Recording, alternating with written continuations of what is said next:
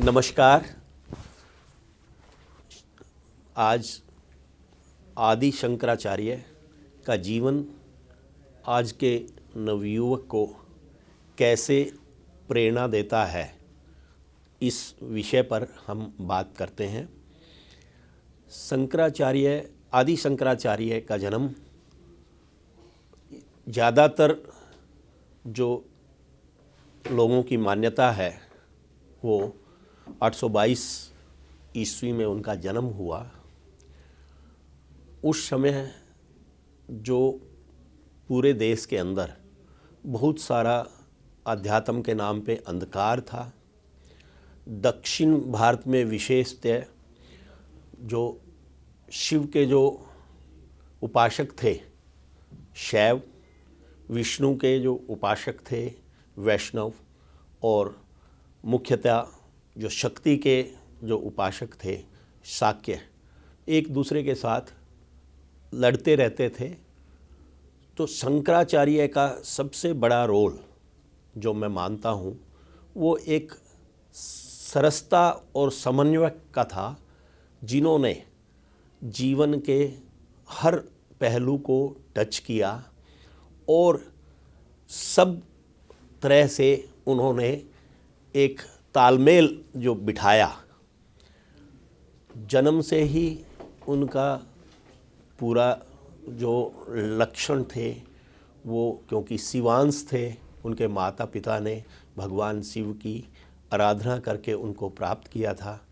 तो जैसा कहा जाता है कि क्योंकि वृद्ध अवस्था तक उनको संतान नहीं हुई, तो माता पिता ने भगवान शिव की विशेष आराधना की और उनको सपन हुआ कि आपको कुशाग्र बुद्धि अल्पायु पुत्र चाहिए या आपको मंद बुद्धि दीर्घायु चाहिए पुत्र। तो उनके पिता जो है वो उसमें पशोपस में पड़े कि भाई ऐसे मंदबुद्धि बालक का क्या किया जाए जो खुद दूसरों पे बर्डन हो। तो उन्होंने ऑप्ट किया कि कुशाग्र बुद्धि अल्पायु। तो शंकराचार्य जन्म से ही विलक्षण बुद्धि के थे। उनको पूरा जैसे बहुत ही कम आयु में ही उनको सब तरह से ज्ञान की प्राप्ति थी। तो जो शंकराचार्य का जो विशेष तौर पर जो रोल है वो एक समन्वयक वाला रोल है, जिन्होंने हर उसके साथ तालमेल बिठाया। विशेष तौर पर जो सनातन धर्म को, जिसके अंदर पूरा उस समय का जो माहौल था, जो शिव के उपासक शैव और विष्णु के उपासक वैष्णव तथा शक्ति के उपासक शाक्य, आपस में उन लोगों में मतभेद थे और वो एक दूसरे के साथ लड़ते रहते थे। तो शंकराचार्य ने कहा कि जो है हर सनातनी के लिए 5 देवी देवताओं की पूजा का विधान है, जिसमें गणेश जी, भगवान शंकर, भगवान विष्णु, माँ भगवती और सूर्य। तो उन सब जो अलग अलग जो उपासक थे उनके अंदर एक समन्वय का तालमेल बिठाया।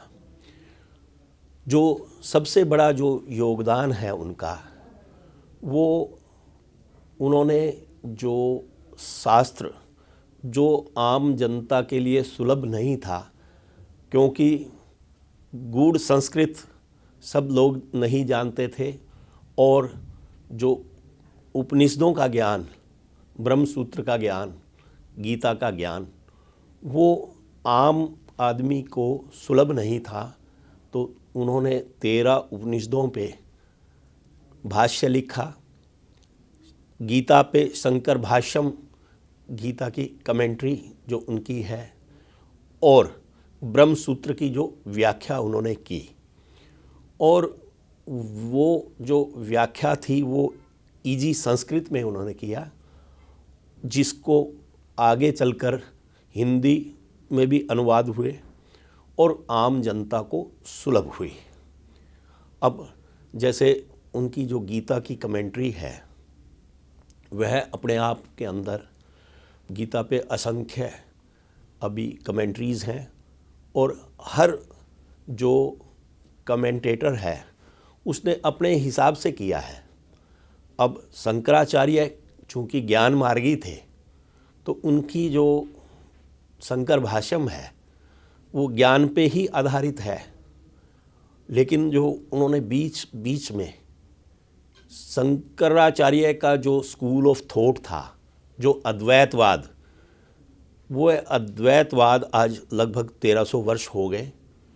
आज भी जो है कोई फिलोसफर जो है उसको काट उसके पास नहीं है, क्योंकि शंकराचार्य का था कि दूसरा कोई है ही नहीं। तो अद्वैत जो है वो ये मानता है कि जीव और ब्रह्म जो है उसके अंदर भेद सिर्फ अविद्या और अज्ञान का है। जैसे ही अविद्या हटी तो जीव और ब्रह्म एक हो जाता है, एकाकार हो जाता है। तो फिर उन दोनों के अंदर जो है कोई अंतर नहीं रहता है। तो ऐसे में जो जातिवाद जैसे है वो कैसे टिकता है।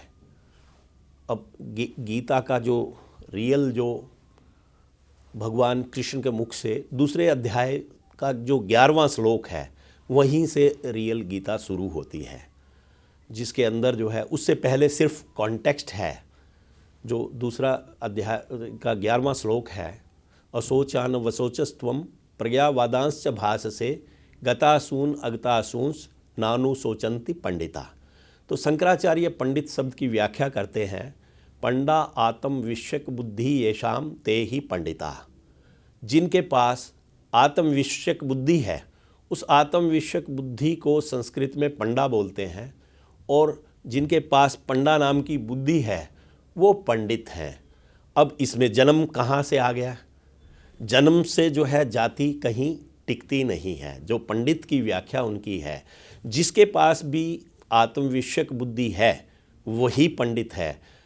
उसमें वो चाहे वो जो है किस घर में जन्म ले रहा है, जो बर्थ है वो प्री रिक्विजिट नहीं है पंडित के लिए। तो ये जो उनकी जो पंडित शब्द की व्याख्या है शंकर भाष्यम में, वो अपने आप के अंदर जो है एक पूरा संदेश देती है कि सब लोग एक हैं। जब अद्वैत जो है दूसरे को मानता ही नहीं है, वह सिर्फ जो है भेद जो है उसके अंदर अविद्या और अज्ञान का ही है, तो कहीं टिकता नहीं है। ब्राह्मण शब्द की व्याख्या जो है, यह वेति ब्रह्मम स ब्राह्मण है। जो ब्रह्म को जानता है वह ब्राह्मण है। और वेदों के अंदर भी ब्राह्मण जो है पूरे जो यज्ञ का जो पूरा प्रोसेस है उसमें जो है सिर्फ जो है करने वाला नहीं, अपितु पूर्ण रूपेण जो यज्ञ का है उसका नाम ब्राह्मण था। तो कालांतर में जो उसके अंदर जो विसंगतियाँ आ गई थी उनको जो दूर करने का जो प्रयास है वो शंकराचार्य का था। शंकराचार्य उस ज़माने में उन्होंने अपनी जो यात्राएं की, वो कहाँ जो है कालड़ी में छोटी सी जगह पे उनका जन्म हुआ, वहाँ से चलते हुए उन्होंने पूरे भारत का भ्रमण किया और जगह जगह पर अपना संदेश दिया। आज शंकराचार्य की जो प्रार्थनाएं हैं, हालांकि वो ज्ञान मार्गी थे, लेकिन जो उनका कर्म था वो जो है बहुत उच्च कोटि का था। सारे मंदिरों का जो जीर्णोद्धार जो किया उन्होंने उस समय में, वो उनकी कर्म के प्रति जो उनकी डेडिकेशन थी उसको दिखाता है। साथ में जो भक्ति की जो रचनाएं हैं, जो आज हम जैसे भगवान शिव की जो स्तुति करते हैं, पंचस्तोत्र जो है नागेंद्र हाराय त्रिलोचनाय, ये जो है आदि शंकराचार्य की है। जो माँ भगवती की जो हम प्रेयर करते हैं, माँ भवानी की गतिस्त्वम गतिस्त्वम तमेका भवानी, वो जो है माँ भवानी की जो प्रेयर है वो शंकराचार्य की है। अच्युतम केशवम राम नारायणम भगवान कृष्ण की जो है सब लोगों ने सुनी है, ये शंकराचार्य की ही है। और जो उनका जो अद्वैतवाद का जो भी उनका एक ही सिद्धांत होता था सब जगह पे कि या तो आप अपने शास्त्रार्थ में अपने जो सिद्धांत से आप मुझे हरा देंगे तो मैं आपका शिष्य हो जाऊंगा, अगर आप जो है मुझसे हार जाओगे तो आप मेरा जो है मत स्वीकार करेंगे, अद्वैतवाद को स्वीकार करेंगे। और इसी सिद्धांत पे चलते हुए जैसे कि जो पुरी के राजा जो देव डायनेस्टी थी उस टाइम पे, वो जो है बुद्धिस्ट हो गए थे। अब जो है उन्होंने कंडीशन जो है शास्त्रार्थ की यही रखी कि अगर जो है शास्त्रार्थ में ये हार जाएंगे तो ये मेरे शिष्य हो जाएंगे और आप जो है पुनः जो है वापस सनातन धर्म में आ जाएंगे। अगर मैं हार जाऊंगा तो मैं बुद्धिज़्म को अडॉप्ट कर लूँगा। तो जैसे ही उनका हार जीत का फैसला नहीं हो रहा था तो राजा ने कहा कि मैं परीक्षा लेता हूँ। तो वो एक कलश लेके आए और उन्होंने पूछा कि इसमें क्या है।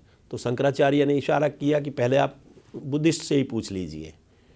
तो जैसे ही उनसे पूछा तो उन्होंने कहा इसके अंदर जो है जीवित सर्प है।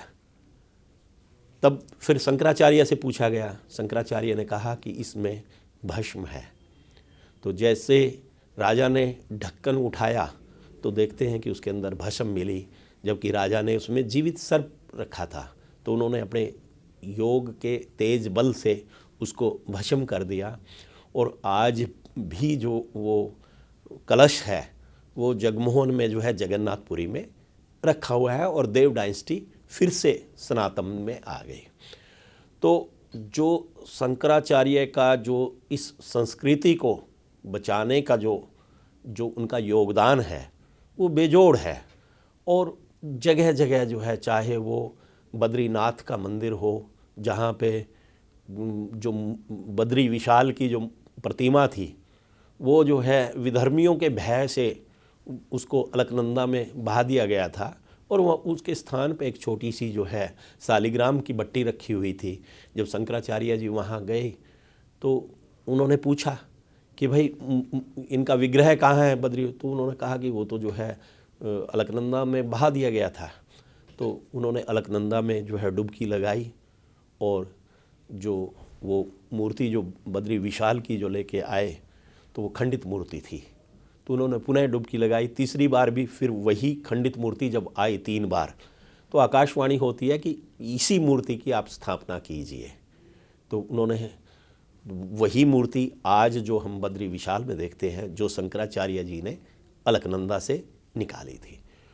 इसी तरह से नीलकंठ महादेव मंदिर जो ऋषिकेश में है उसका जो है वहाँ पे उन्होंने ध्यान लगाया और कहा कि यहाँ पे ज़मीन के नीचे शिवलिंग है, उसकी खुदाई की गई तो वो जो है शिवलिंग मिला और उसी स्थान पे आज नीलकंठ महादेव का मंदिर है।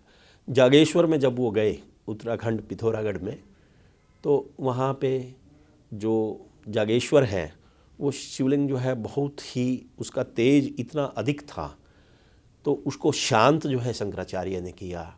शंकराचार्य के जहाँ जहाँ पर भी कदम पड़े इस देश में उन्होंने जो है उनकी जो विजन थी वो जो है देश को एक सूत्र में पिरोने की थी।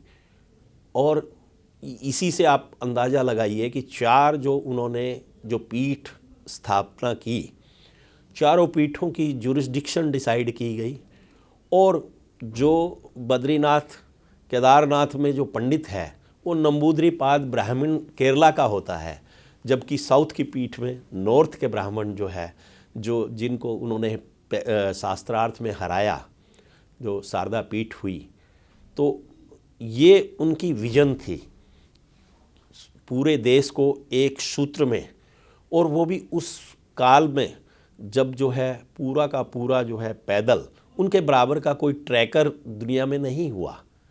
तो आज जो हम देखते हैं पूरा का पूरा जो है वो जो भी उनका योगदान है वो जो है एक तो जो शास्त्र को पहुंचाने का है, कि जन जन तक जो उन्होंने पहुंचाया। और जो तालमेल आज एक परिवार में, आज समाज में जो तनाव है, वो जो है 4 लोगों में भी एक राय नहीं हो पाती, तो समाज के अलग अलग जो मतांतर के जो लोग थे, उन सब को एक सूत्र में उन्होंने पिरोया। चाहे और ज्ञान मार्गी होते हुए भी उन्होंने जो है कर्म और भक्ति का, वो तीनों जो है योग उसके अंदर जो है एक जगह पे समाहित थे पूरा। चाहे वो केदारनाथ का मंदिर हो, केदारनाथ का मंदिर जहाँ उन्होंने अपनी जो जीवन यात्रा पूर्ण की, वहाँ पर जो है वो केदारनाथ के मंदिर का उन्होंने जीर्णोद्धार उन्होंने कराया। पूरा का पूरा जो उनका है अब, और जितनी उनकी रचनाएं हैं वो इंसिडेंट्स के साथ जुड़ी हुई हैं। जो काशी में वो जो शाम को प्रवचन करते थे, तो सुबह जो है वो मणिकर्णिका घाट पे जाते थे स्नान के लिए। तो सुबह जो है एक दिन जब वो ब्रह्म मुहूर्त पे स्नान के लिए जा रहे थे, तो एक औरत जो है शव को लिए हुए, विशाल शव को लिए हुए वो विलाप कर रही थी। तो क्योंकि काशी में गलियां जो है बड़ी संकरी थी, तो शंकराचार्य जी ने उनको अनुरोध किया कि माता शव को हटा लीजिए, लेकिन जो है उनकी बात को अनसुना किया गया। फिर दोबारा से उन्होंने कहा कि माता मुझे विलंब हो रहा है, आप इसको हटाइए। तीसरी बार जब जो है उन्होंने कहा तो भाषा में तल्खी थोड़ी सी बढ़ गई थी। तो तब जो है उस स्त्री ने बोला कि आप तो शिव को मानते हैं, निरपेक्ष ब्रह्म को मानते हैं, आप शक्ति को मानते नहीं हैं, तो शव को खुद कह दीजिए कि स्वतः हट जाए जब शक्ति का कोई रोल नहीं है। तो ये सुनकर जो है शंकराचार्य सन्न रह गए और देखते हैं कि ना वहाँ पे शव है, ना वहाँ पे वो औरत है जो विलाप कर रही थी। तो तभी उनके मुंह से अनायास जो निकला, गतिस्त्वम तमेका भवानी, हे माँ भवानी मेरी गति आपसे है। और वो इतनी सुंदर है, भवानी अष्टकम जो उन्होंने लिखी, वो लिखी क्या स्वतः जो है उनके मुख से जो निकली, तो वो पूरा का पूरा जो है इतना सुंदर है, जिसके अंदर इतनी हम्बलनेस है, विनम्रता है कि न जानामि दानम न च ध्यान योगम, न जानामि तंत्रम न च स्तोत्र मंत्रम, न जानामि पूजाम न च न्यास योगम, गतिस्त्वम तमेका भवानी। न जानामि पुण्यम न जानामि तीर्थम, न जानामि मुक्तिम लयम वा कदाचित, न जानामि भक्तिम वर्तम वापि माता, गतिस्त्वम तमेका भवानी। हे माँ भवानी मुझे ना पाप का पता है, ना पुण्य का पता है, ना मुझे भक्ति का पता है, ना मुझे व्रत का पता है। माँ भवानी मेरी गति आपसे है। इतनी सुंदर है वो जो है रचना जो है भवानी अष्टकम, वो बेजोड़ है, जिसके अंदर जो है वो कहते हैं कि कुकर्मी कुसंगी कुबुद्धि कुदासय कुलाचारहीन कदाचारलीन कुदृष्टि कुवाक्य प्रबंध है सदा हम, गतिस्त्वम तमेका भवानी। हे माँ भवानी मैं कुकर्मी हूँ, कुसंगी हूँ, कुबुद्धि हूँ। कुसंगी कुबुद्धि कुकर्मी होने के बावजूद मैं क्योंकि आपके शरणागत हूँ, मेरी गति आपसे है। प्रजेशम रमेशम महेशम सुरेशम दिनेशम निशिथेश्वर वा कदाचित, न जानामि च अन्यत् सदा हम शरण्ये, गतिस्त्वम तमेका। हे माँ भवानी मैं किसी और देवी देवता को नहीं जानता, मेरी गति आपसे है। विवादे विषादे प्रमादे प्रवासे जले च अनले पर्वते शत्रु मध्य अरण्ये शरण्ये सदा माम प्रपाहि, गतिस्त्वम तमेका भवानी। हे माँ भवानी मैं जब भी, चाहे मैं विवाद में हूँ, चाहे मैं विषाद में हूँ, चाहे मैं जंगल में हूँ, चाहे अग्नि में हूँ, चाहे मैं जल में हूँ, आप मेरी हर जगह रक्षा करते हैं।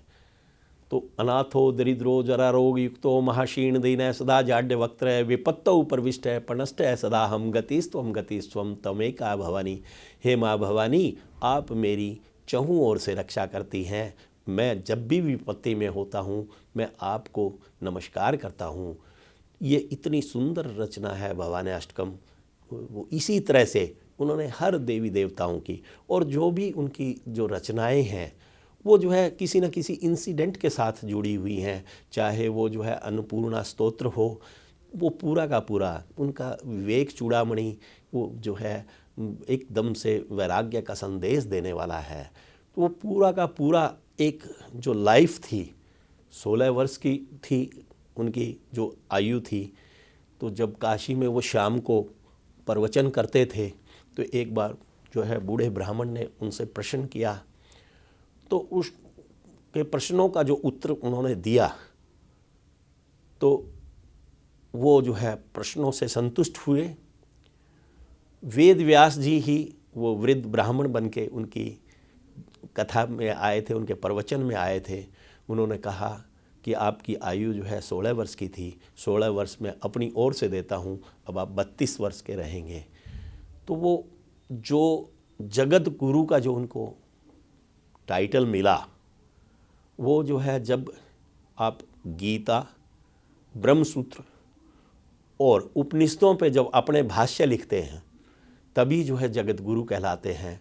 तो उन्होंने शंकर भाष्यम गीता पे कमेंट्री लिखी, 13 उपनिषद जिसमें ईशो उपनिषद, जिसके अंदर प्रश्नो उपनिषद, मंडूक उपनिषद, छांदोग्य उपनिषद, बृहदारण्यक उपनिषद, ये सब उपनिषदों पे 13 उपनिषदों पे उन्होंने व्याख्या की।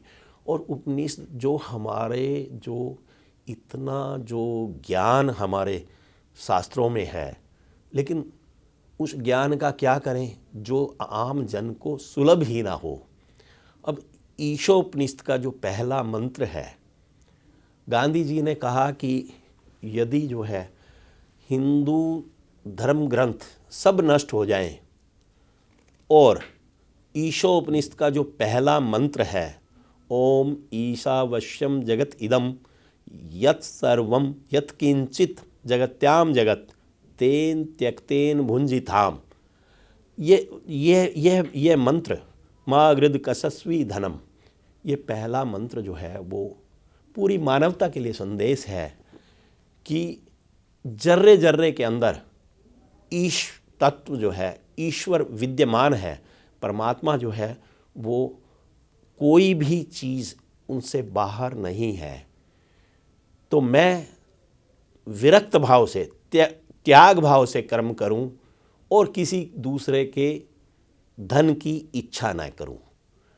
तो जब जो है किसी दूसरे के धन की इच्छा नहीं करोगे तो जो भ्रष्टाचार का कहाँ गुंजाइश बचती है, कहीं कोई गुंजाइश नहीं बचती है। शास्त्र ही कहता है कि आप जो है दूसरे के धन की अगर हम कामना ना करें तो समाज में जो इतनी विसंगति आज देखने को मिलती है वो कहीं नहीं टिक पाएगी, शास्त्र सम्मत नहीं है। अगर मैं अशुद्ध रूप से कमाई करता हूँ, कोई अफसर अगर रिश्वत खोरी से पैसा कमाता है तो शास्त्र सम्मत, शास्त्र भी उसको जो है नहीं कहता। कैसे कोई दूसरे के धन की इच्छा करेगा। यदि जो है अब शंकराचार्य जी मथुरा के अंदर जा रहे थे तो एक पंडित जी जो है वो ज़ोर ज़ोर से संस्कृत के नियम पढ़ रहे थे। तो उनकी आयु को देखते हुए और शंकराचार्य ने कहा कि ये जो संस्कृत के नियम आप पढ़ रहे हैं ये जो है आपको नहीं बचाएंगे जब यमदूत आपके पास आएगा। भज गोविंदम गोविंदम भज मूढ़मते संप्राप्ते सन्निहिते काले नहीं नहीं रक्षति डुक्रिम करणे, कि हे मूढ़मती, ये आप जो है क्योंकि ये संस्कृत के नियम आपको नहीं बचाएंगे, आप इसलिए ब्रह्म को जानो, गोविंद को जानो।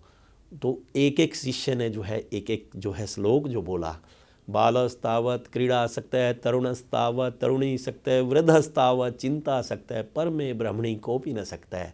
बचपन खेल कूद में गुजरता है, जवानी यौवन में गुजर जाती है और बुढ़ापा चिंता में गुजर जाता है, और हम जो है उस ब्रह्म को नहीं जानते हैं। और जो इंसान का जो मेन जो ऑब्जेक्ट है वो जो है यही है कि इस मानव शरीर को प्राप्त करने के बाद हम अपने आत्म कल्याण को सोचें।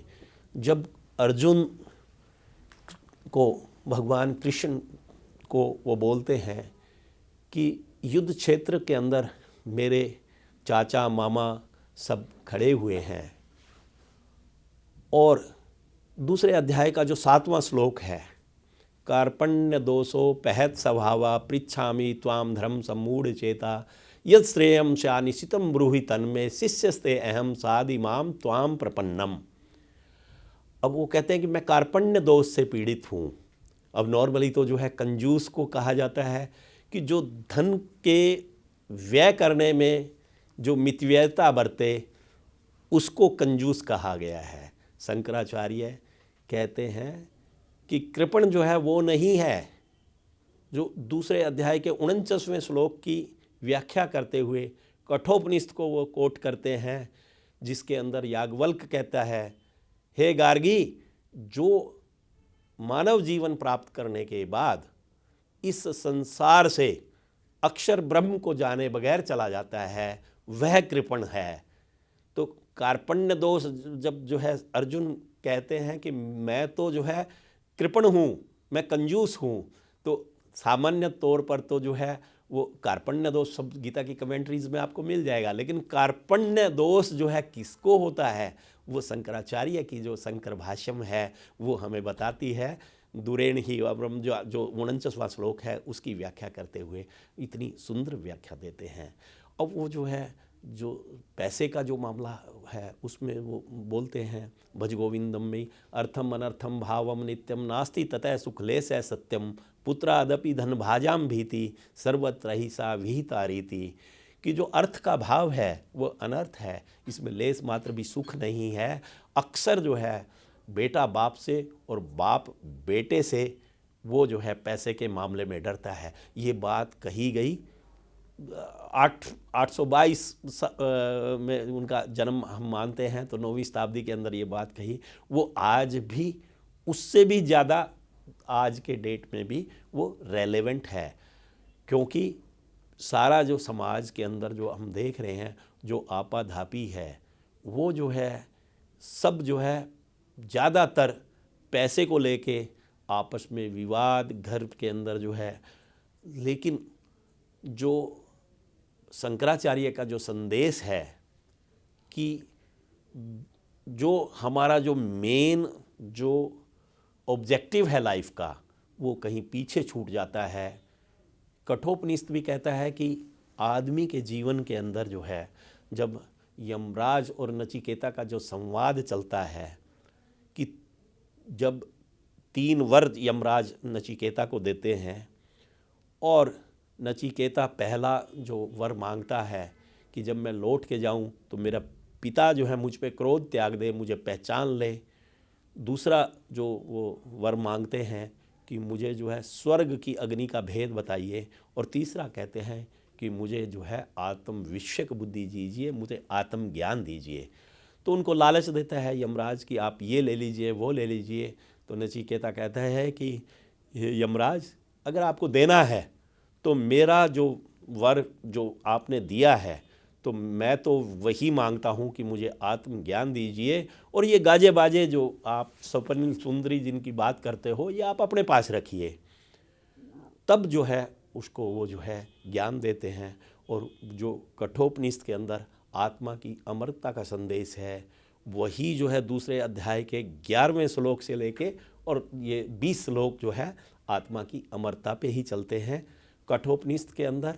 और यहाँ पे जो आत्मा की अमरता का है वो एक ही, ये एनम वेति हंतारम य च एनम मन्यते हतम उभौ तो न विजानी तो न अयम हंति न हन्यमाने शरीरे। ये एज इट इज़ जो है कठोपनिषद के अंदर है और दूसरे अध्याय के अंदर गीता में है।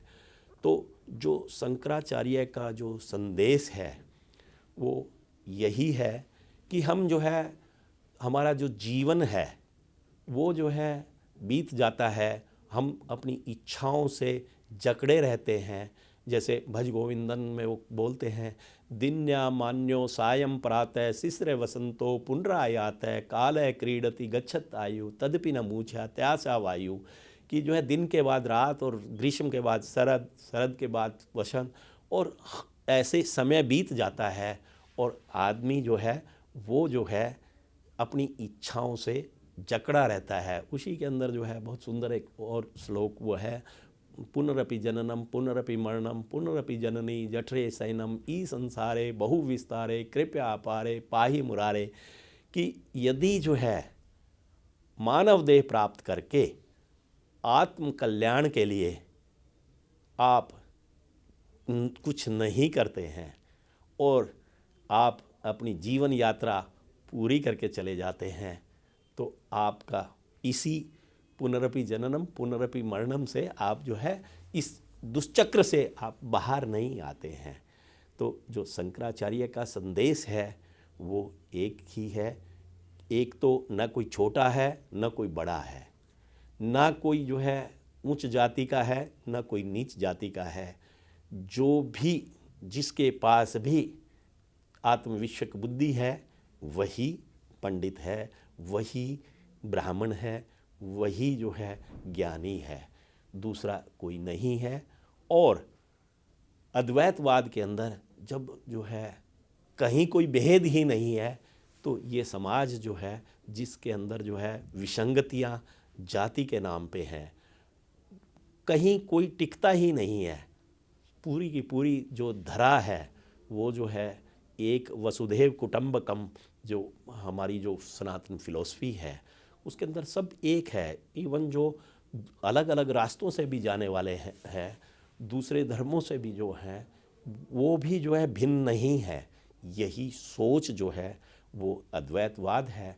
और शंकराचार्य का संदेश है कि हम जो है आज जो परिवार के अंदर जो समाज में जो छोटी छोटी चीज़ों के लिए जो वैमनस्य है, जो हम अपनी तुच्छ इच्छाओं के कारण एक दूसरे के साथ वह जो है पूरा समन्वय, जब वो ज्ञान भक्ति और कर्म सबका समन्वय करके चलते हैं, जब वो जो है शाक्य शैव और वैष्णव का समन्वय करके चलते हैं, वो जो है जो पूरी की पूरी जो उनकी दिग्विजय जो यात्राएं हैं वो जो है एक ही उस पे है। सब मतांतरों को शास्त्रार्थ में हरा के एक जो प्रतिपादित करते हैं अद्वैतवाद, जिसका है कि संग में ही दोष है, दूसरा कोई है ही नहीं। बीच के अंदर जो है अगर शीशे के ऊपर मैल आ जाता है तो मैल जैसे हटा लेंगे तो प्रतिबिंब साफ दिखाई देता है। यही संदेश शंकराचार्य का है कि सब एक हैं, सब जो है आत्म कल्याण के अधिकारी हैं। धन्यवाद। इसी के साथ मैं अपनी वाणी को विराम देता हूँ। धन्यवाद।